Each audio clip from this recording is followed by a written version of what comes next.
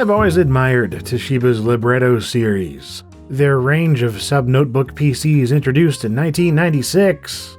Librettos combined the best parts of a Palm Top and a laptop in a compromised but lovely little package, letting you have a proper Windows 95 PC in the palm of your hand. As fun as they could be, though, they really were just shrunken laptops with little I/O, and in the mid-2000s the line was discontinued. However, Toshiba brought the brand back once more in 2010. This time with something truly unique, and with more compromises than ever, the Toshiba Libretto W100. An ultra-mobile PC sold for a limited time to mark Toshiba's 25th year making portable computers. And it was heralded as the world's first dual touchscreen Windows computer, which, yeah, probably easy to claim it's the first to hit the regular consumer market at least.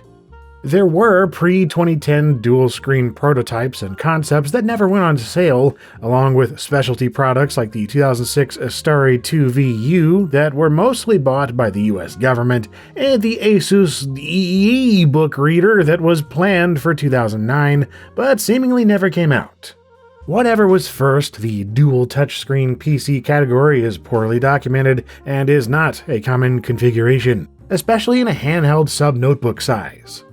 Acer made the Iconia 6120 in early 2011, but that Windows laptop was a beefy thing with 14-inch touchscreens.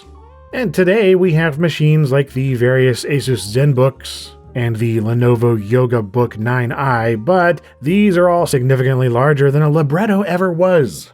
About the closest thing that comes to mind is Microsoft's Surface Duo, but that's an ARM-based Android smartphone, not an x86 Windows PC.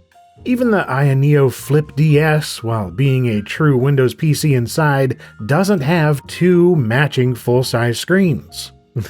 Amusing that they called it the first ever dual-screen Windows handheld. It depends on your definition of handheld, I guess. The Libretto W100 does away with traditional physical inputs. There's no keyboard or mouse, not even a stylus. Just two 7-inch touchscreens with haptic feedback.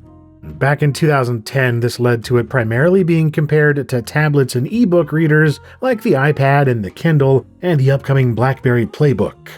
But each of those were their own platform, running a customized OS, whereas the Libretto ran the full desktop version of Windows 7. And although the multitasking potential was exciting, it cost more than twice the amount of any tablet, so skepticism was understandable. $1099.99 was what it cost to order one from Toshiba in the US in 2010, and from what I can tell, that was it. There were no customization options or upgrades. Consumers got one configuration, and that's all. And being that it was a 25th anniversary thing and the final Libretto model, it's no surprise Toshiba sold out fast. Not too many were manufactured, and it was available for a very short time online, being announced in June and being gone by that October. You could say the price matched its exclusive status, but no matter what, it was expensive. 15-inch Windows laptops cost between $400 and $600, less than half the cost for better overall specs, just no touchscreen. And for something closer in size, a netbook cost $300 or less, offering similar performance, more ports, and a real keyboard. Now, of course, the whole point of the W100 was that dual touchscreen setup, so who cares? It looks like the future, and you can't put a price on that. And for its priceless $1,100, you got a nifty little box of goodies. Starting with an assortment of accessories and documentation, including the 19-volt power adapter, with a US-style cord connected. The rest of this seems to be European, as evidenced by things like the CD-ROM with its Cyrillic lettering. Also included is this quick start guide with its two sides covering the guided quickness of starting in the form of a guide, along with an instruction manual packing a couple hundred black and white pages of facts and figures, setup and troubleshooting tips, and how to use a touchscreen in case you forgot how fingers work.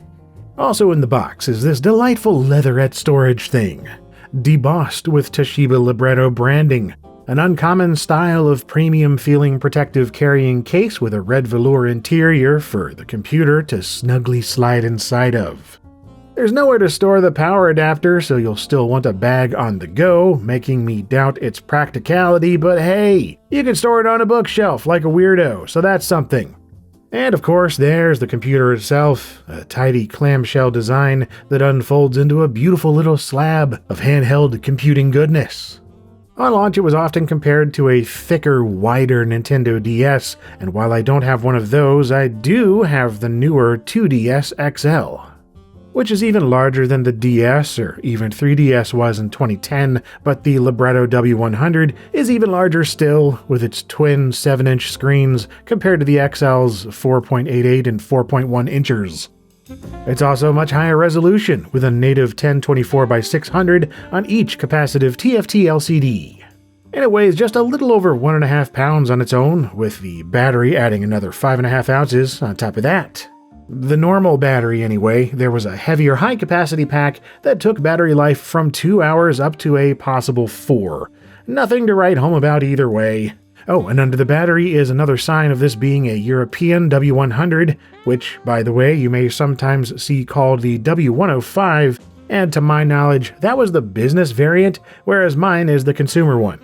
Same core specs on both, but some also had a SIM slot on top for cellular communication. Mine doesn't have it. It does have this though, a slot for microSD cards up to 16 gigs. Netbooks often had an SD MMC slot, but I haven't seen microSD before. The lid holes don't stop there either. There are also cooling vents and fan grills scattered around since most of the hardware is packed behind the lid. On the right-hand side is the power connector and an indicator for wireless modes. The rear has no ports at all, just a big hinge for the 2 screens. And the left side has the machine's only I/O, a headphone jack, and one USB 2.0 port. That's it. If you need anything more, I hope you're all about that dongle life or embrace Bluetooth 2.1, otherwise you're limited to those touch screens for input. The only buttons on the thing are one for power, one for bringing up a virtual keyboard, and this home button, acting as a multi-function software shortcut key. Oh, and there's also a webcam with microphone built into the top screen bezel, a sad little 1.02 megapixel thing with a microphone that sounds like this, and despite supporting higher resolutions, it will not go any higher than 320 by 240, at least for recording. It'll only preview higher resolution. I guess it does the job for making quick video calls, but even in 2010, I would not want to rely on this for any kind of serious communication. But hey, at least you get the full 32-bit desktop version of Windows 7 Home Premium. Unfortunately though, it's the full desktop version of Windows 7 Home Premium. A great OS on a nicely spec'd system, but a chore to use and a sluggish ballsack of an operating environment on the Libretto W100. For starters, it's running a 1.2 GHz Intel Pentium U5400, one of their consumer ultra-low voltage processors, and it's paired with 2 GB of 800 MHz DDR3 RAM, the maximum supported configuration here. So you run into the issue netbooks often did back then, where you wanted an OS newer than XP, but were stuck with less than ideal hardware for the job. Now, it's still notably better than an Intel Atom, and it does at least utilize a 62 gig mSATA SSD, so it doesn't chug as much as it could, but it's still prone to lagging and throttling and going nuts with the thermals. And the aluminum top lid acts as a conductive heat spreader, making the whole upper half toasty to the touch. It's nice that the bottom remains rather cool, sat on your lap at least, with only the battery warming up a bit. But man, that lid just roasts no matter what you do, and its little high RPM cooling fans never stop wailing.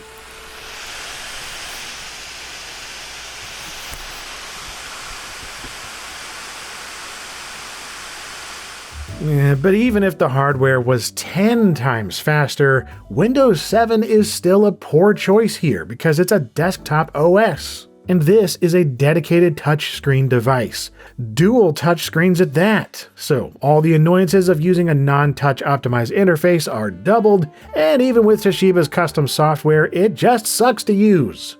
Heck, I don't even like using touch on modern Windows laptops either. For touchscreen devices to be decent, they need a UX designed for touch, properly taking into account the difference between a mouse cursor and a human finger.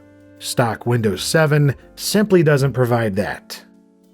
All of that being said, though, I've certainly had worse experiences with full desktop versions of Windows being crammed onto a tablet-style touchscreen device in the past, so it could be worse. But yeah, it could still be better. In fact, if it had something like Windows 8, that would have been better, with its Metro interface or whatever they called it, and the tiles and just more touchable kind of design, but it's Windows 8.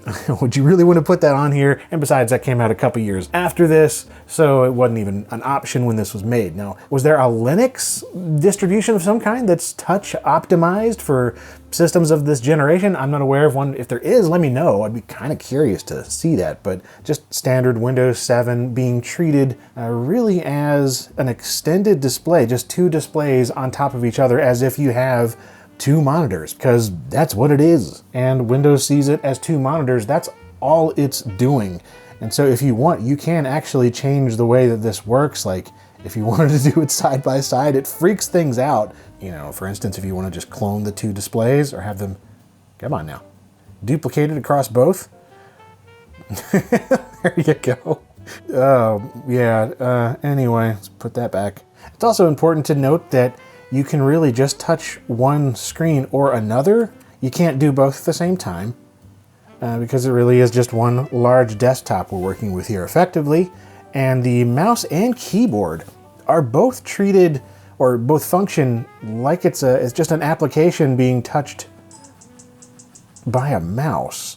So really the mouse cursor goes from up here to being down here. So you can't like keep the mouse up here and just the keyboard down here. No, it's going to go back and forth. You also get these different keyboard layouts. So you have that right there. This with way more keys, but of course makes everything smaller. It's nice to have your function and alt and stuff. And you have this split design, which is kind of cool. Actually, a couple of those. And if you press this, I think twice, yeah, this brings up like a virtual touchpad. Again, it's kind of odd though. Now you see like there's just the mouse cursors moving around sort of independently. And then sometimes if you tap down here, it'll treat it like the mouse cursor is clicking and moving down here because it's also treating this part as a mouse like separately. It really doesn't work well.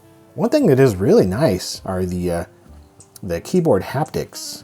There's a bit of a delay sometimes, but it's actually, especially when you're holding it handheld, I'm not doing that here just because of the video recording, but you know, when you're doing it like this, it feels genuinely quite good. Again, except for the lag.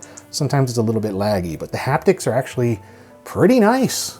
Now, it's still not an amazing experience, of course. I would very much prefer even a basic, kind of crappy netbook keyboard to this. You know, even these with the EPC, with the teeny little keys that I don't like, I still prefer having even those than this. You do often run into presses not happening. Yeah, if you type too fast, or if you don't hit exactly in the center of the keys. Now, another mouse quirk here is you don't actually have right click, so you have to do this hold down and then secondary tap to bring up the right click. Or you can go to this pen and touch control panel here. You've got all these options, flicks, pseudo gestures, and handwriting recognition, a bunch of things. Some of them work better than others, but you have this right here, this touch pointer option. If you enable that, you have this mouse overlay that pops up. So instead of having to hold and then tap again, you can just click that right mouse button virtually there, which is, it pops up every time you do anything with the mouse. So it's kind of annoying. Sometimes it gets in the way. I kind of prefer the other way, just the tap and then da-da-da. But yeah, you got options. The accuracy is quite nice, pretty responsive. Sometimes you get a little bit of weirdness where it'll lose it if there's not enough surface area. For instance, if you're just doing a fingernail over, it won't do it. You have to kind of give it more of a surface area. It also means using a capacitive pen just doesn't do anything. Like, this is just one that I use on my different touchscreen devices, phones, tablets, my touchscreen other laptops. Nope, doesn't do anything. You have to kind of use the thicker side here if you have one of those. closer to a finger basically, and that still doesn't do anything, but if you press down so there's enough surface area, eventually it'll kind of work. Yeah, it really does just want a finger. As for some of the Toshiba software, you have this home button. You can press that and that'll bring up this Toshiba board. It does various things. So just a bunch of shortcuts really to the sponsors that they have going on. You got your user's guide, some driver updates, diagnostic, security, that whole deal. I also saw this bulletin board a lot in the press photos. I guess they were pretty happy with this, but I just don't like these type of things. What is that? Why is that popping up? I don't know. But yeah, it's one of those where you can just add like notes and stuff. Just put a bunch of things down here while you're working on something else up here. Okay. I don't know. I find these things a million times more finicky and kind of annoying to use rather than just physical notes out on your desk. What's wrong with real Post-it notes? I don't want virtual ones down here. It's just kind of annoying. And of course, Toshiba included all kinds of other applications, so a whole bunch of things in here. I hate navigating the start menu on this. So yeah, Bluetooth applications, CD and DVD, even though it doesn't have any of those drives. Media controller, just generic playback kind of stuff. And different utilities. Dang it. Nope. There we go. Yeah. I'm gonna plug in a mouse. We know how it works with the fingers at this point. I'm so tired of fingering this thing. Oh, it feels so much better. Right, so the utilities here. Eco utility for battery saving. Face recognition is interesting. So it actually uses, just the camera there to have you log in using your face. Oh man, how fascinating for the time. Flashcards is just for managing the micro SD that's in there, but of course you can do that straight up through Windows as well. This is an odd one. HDD SSD alert. All it says is your SSD is working. If it's not, I guess it'll tell you it's not. But yeah, most of this is pretty generic. About the only thing else to show is this BookPlace deal. And this is their ebook reader type of thing, which again, the press were talking about quite a bit. It goes into this vertical mode, of course. I don't know if these are just example freebie books or things you could buy or something. I'm assuming there were some purchasing options somewhere in here, but you can bring up the user manual and the quick start guide and whatnot. Let's bring up one of these. I don't know, Grilling Basics. Yeah. So I was thinking that this would be a little more optimized for this particular setup, like having windows or parts of the interface properly split between the two screens, but no, it's just expanding it fully across here like any other program, really. Man, it is so hot across the back of here. But yeah, you can see it's not particularly great. Like full screen mode is a little bit better since you don't have that Windows interface going on. But you still have this stuff down here, and then your start menu is still over here. It's so awkward. Ugh. I don't even know how to get out of it at this point, so we're just going to Control-Alt-Delete, which you do by holding down the keyboard button for a while, and it's vertical. I just have to restart. Like, I don't even have a start menu anymore. This is the crap you run into all the time using this thing. It seems like every application breaks something in a new way. It's a fascinatingly annoying experience.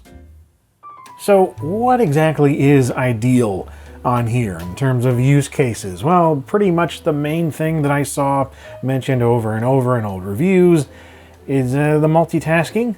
So like watching a video on the top window or the top screen and then having some reading material down below. And yeah, I mean, it's fully capable of doing that, surprisingly so. Even running YouTube in the Edge browser here, you're pretty much limited to like 360 or 480p really for running YouTube videos, but it's surprisingly decent or tolerable compared to a lot of crappy Intel Atom machines, at least in regards to basic productivity and things like that, which is really what it's designed for. If you start doing anything with gaming and 3D acceleration, that's a bit of a different story. So I've got a DirectX 10 benchmark going to be running here, 3D Mark Vantage. Obviously, yeah, I know this is not made for this, but just kind of curious, right? I know I am. And the answer is, I mean, we know it wasn't going to be great, but it doesn't even open this. It just gets stuck on creating shaders every time I've tried this. Oops, it's unfortunately encountered an unexpected problem. I'll say. Problem is, it doesn't do anything. I forgot to even say what we had in here. It's just some Intel integrated graphics of some kind, whatever's in this Pentium chipset going on, sharing between 64 and 728 megs. I'm assuming it takes that from system RAM. Now, you'd think DOSBox would be just fine, right? Well, it does actually load up and all that kind of deal. We can move around and whatnot with our arrow keys. It's kind of playable.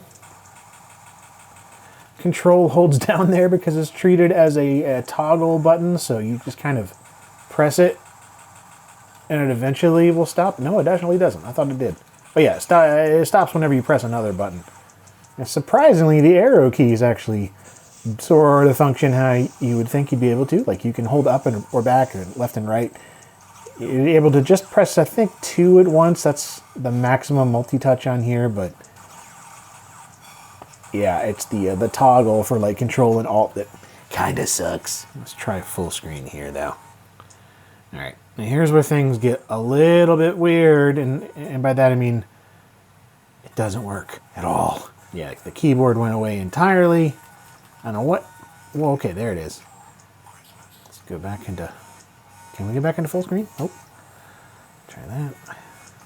Yeah, no, it gets real wonky whenever you run pretty much anything in full screen. It's a bit of an issue for games. Perfectly fine for your standard mouse-controlled things. In fact, it's actually pretty darn pleasant for stuff like Solitaire, Bejeweled, or whatever. You know, I don't dislike this at all. Wish things were a little bit bigger in terms of scale, but hey, it's about as good as it gets. Another kind of ideal situation here. Well, never mind. What the heck is going on with the mouse? I guess it's good now. Okay, well, an almost ideal situation are, games like Roller Coaster Tycoon here, because, it's a more or less fully mouse-driven experience. So, there we go. Yeah. Place all the burger bars you want. Soda drink stalls. Perfect. Yeah, it seems to play just fine now once it figured out what's going on. Of course, it really freaks the heck out if you do anything down here. Just pretend this doesn't exist. But then you run pretty much anything else. Quake 3 here. Like, it doesn't know what the heck to do at all. With the mouse, it does work with this mouse, but if we go into an actual game here, yeah, that's what happens when you try to move. Because this down here, all these controls for the keyboard or whatever are the mouse, and so it thinks I'm basically moving the mouse really rapidly in a bottom right kind of way, because that's effectively the mouse cursor and clicking down in the bottom right quadrant of the screen. And so you really need to plug in a physical keyboard and physical mouse in order to play something like that. It's possible, though. And about the newest thing that I've gotten to kind of run on here is Minecraft, and specifically one from 2010 or 11-ish, one of the beta versions that would have been more appropriate for this back in the day, because I saw some old coverage mention that they tried it on here when it was new. Bring open the virtual keyboard here, and it's incredibly slow and sluggish. My goodness, that is awful.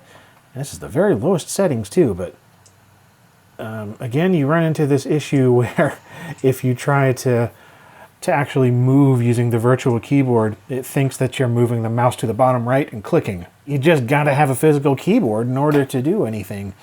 In terms of games, which this is not really designed to do, so I guess you can't really blame it. That's not what this is for. It's something it does feel like it's almost made to do. Nintendo DS emulation. We got the dual screen thing going on, so I've got Desmumi or whatever the heck, I don't know. It's just some emulator that seemed like it would work in Windows 7 with these specs. What happened to my mouse cursor? It's a little wonky. Obviously, this emulator is not optimized for this, the interface or anything about it. But yeah, it actually kind of works. Didn't mean to press that, but well, might have spoke too soon. I'm gonna try one more thing here that I was testing out earlier. I was having some issues with, I don't think I had all the buttons mapped, or well, I didn't have a keyboard to press the buttons. Yeah, SimCity DS, which works just fine here with the menu, but you know, it's a little iffy once you get into the actual game. Okay, build a power plant. And the sound is just turned off right now because it's it's so sluggish even without sound that adding it makes it just that much worse. Half the time the inputs just don't respond at all, and then they do, and it's like catching up and speeding up and slowing down. The fan's going crazy. Anyway, this machine isn't made for this, but you can do it, and it's just kind of cool. Yeah, another little nifty thing that this came with, I almost forgot about this. Yeah, this libretto piano program.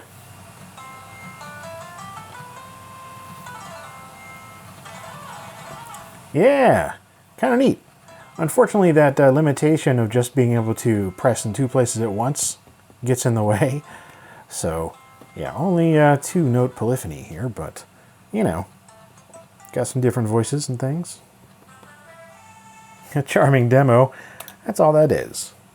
That's about it for the Libretto W100, I guess. Obviously, there's all sorts of things you could try on here, but results are wonky, especially with games, but it's not a gaming machine. It was never supposed to be really for anything other than basic internet browsing and email and office stuff. That's about it, and it's pretty clear from the design of the whole thing.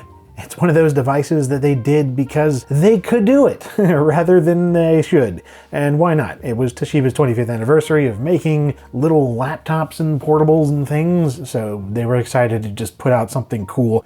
And that's what we got, in very small numbers. A limited edition novelty, a kind of technological toy for the well-off nerd, or business person, or whatever kind of weirdo decided to buy this thing back in the day for a lot of money. You just have to really be into the novelty to choose the W100 over pretty much anything else. You know, even netbooks, which were unfancy and slow and just bleh, but they were far better in terms of usability and productivity than this Libretto W100 is, at least until you start plugging in external peripherals, and then by the time you do that, it's no longer the dual screen touch only wonder that it is, or hoped to be, or tried to be.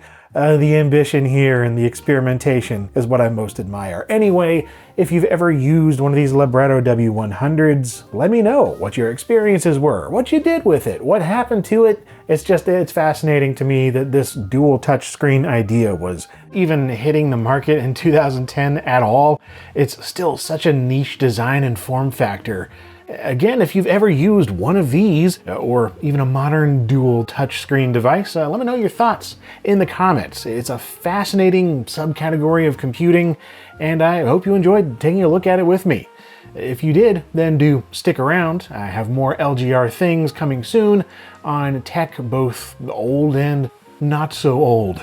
And as always, thank you very much for watching.